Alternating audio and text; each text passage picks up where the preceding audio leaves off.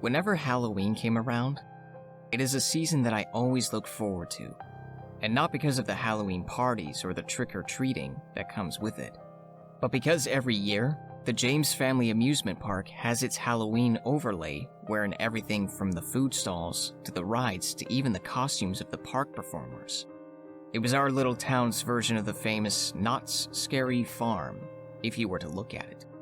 "They're even turning the fun house into a horror house," my friend said. We were now more excited than ever.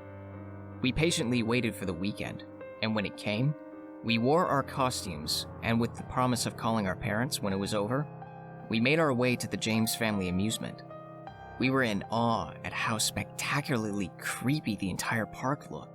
There were stalls that sold Halloween classics like candy corn and candy apples, stalls that sold masks, and even stalls that sold creepy Halloween decor.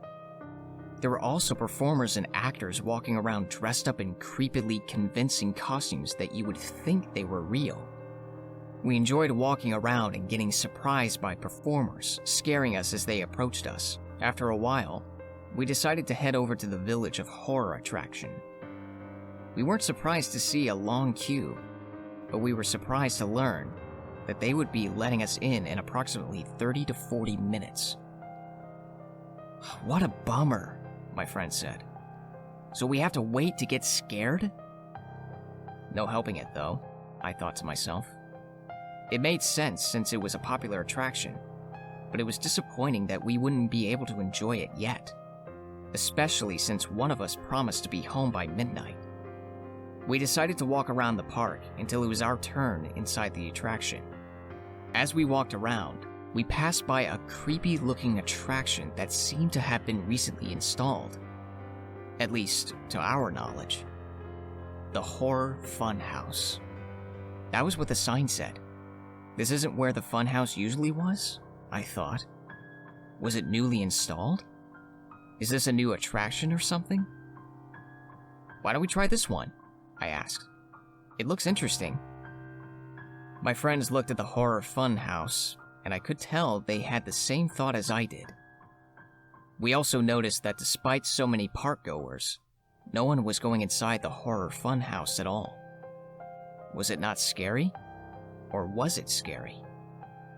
"Well," one of my friends said, "let's pass the time and explore the Horror Funhouse. At least this one doesn't have a line."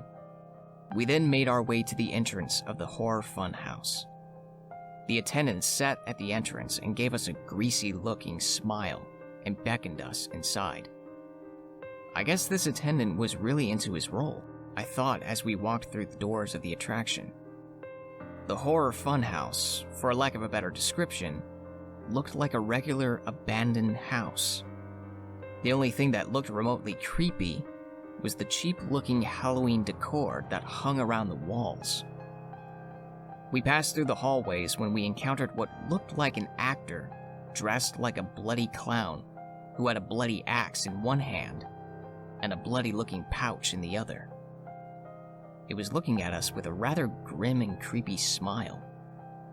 It slowly began to approach us, running the bloody axe against the wall. We were immediately impressed by how creepy and devoted this actor was, so we humored him by letting out shriek and walking away as fast as we could. We walked past a hall of mirrors and through a room where there were bloody body parts all over the floor, all while being followed or stalked by the bloody clown.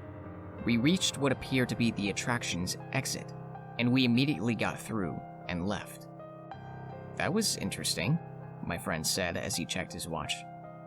"Hey, it's already 30 minutes. Let's go to the Village of Horror." We made our way back to the Village of Horror, and upon reaching the entrance, we told the attendant how interesting and almost underrated the Horror Funhouse was. "You guys should promote that attraction," I said. "It's kinda interesting, especially with the whole bloody clown and stuff." The attendants looked at us with a confused look. Then, one of them said, "You must be mistaken. The Horror Funhouse isn't open until tomorrow. We're still doing some maintenance on it." "No, that's impossible," I said. "We just went inside. How could it not be open?" The attendant insisted that the attraction was still closed. We then went back to the horror funhouse, and true to the attendant's word, there was a sign on the main door that we had not seen that said, "Closed for maintenance."